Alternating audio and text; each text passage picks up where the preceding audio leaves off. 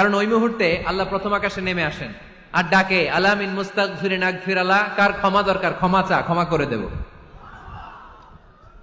আলা মিন মুস্তাকসিন আকসুলা, কার খাবারের দরকার পোশাকের দরকার চাও দিয়ে দেব। চাও, কার কি লাগবে চাও আমি দিয়ে দেব।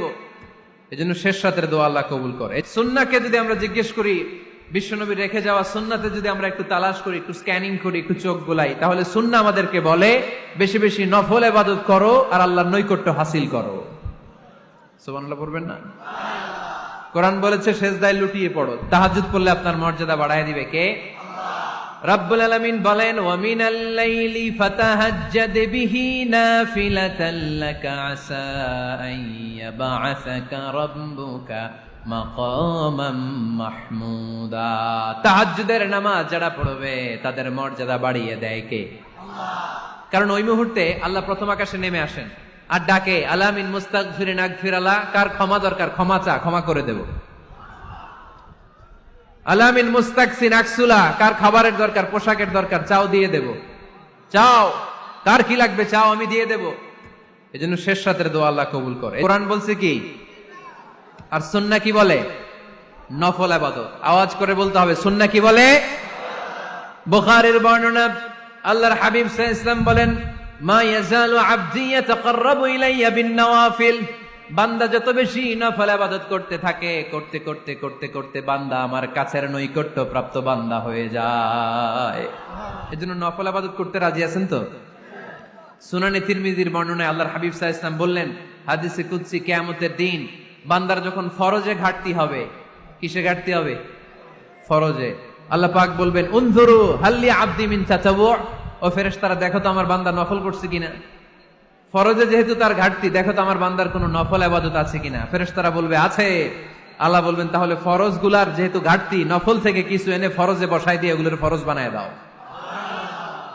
এজন্য নফল ইবাদতের দরকার আছে না নাই? ফরজ তো করাই লাগবে, এটা কম্পালসারি, এটার মাফ নাই, এটা অব্লিগেটরি। নফল করে আল্লাহর কাছে যাওয়া যায়, নফল হচ্ছে ওভার টাইম। নফল ইবাদত কেমন? আওয়াজ করে বলেন।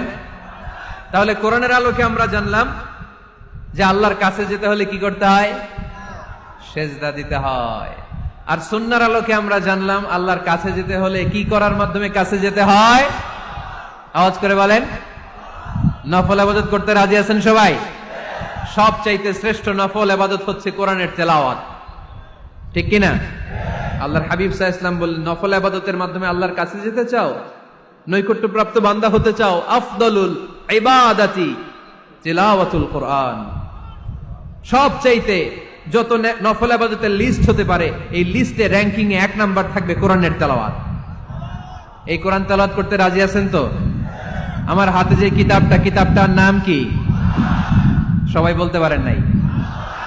আওয়াজ করে বলেন তো কিতাবটার নাম। এই কিতাবে ভুল আছে? সন্দেহ আছে? সংশয় আছে? এটা আলোর পথ দেখায়। এই কিতাব মানুষকে মানুষের মতো মানুষ বানায়, ঠিক কিনা?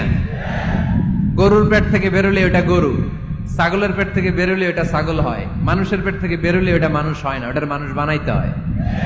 মানুষ বানানোর জন্য কোরআন পড়ার দরকার আছে না নাই? তাহলে নফল ইবাদত করে আমরা আল্লাহর নৈকট্য পেতে চাই। 1 নাম্বার যে ইবাদতের কথা আপনাদেরকে শোনালাম সেটা হচ্ছে কোরআনের তেলাওয়াত।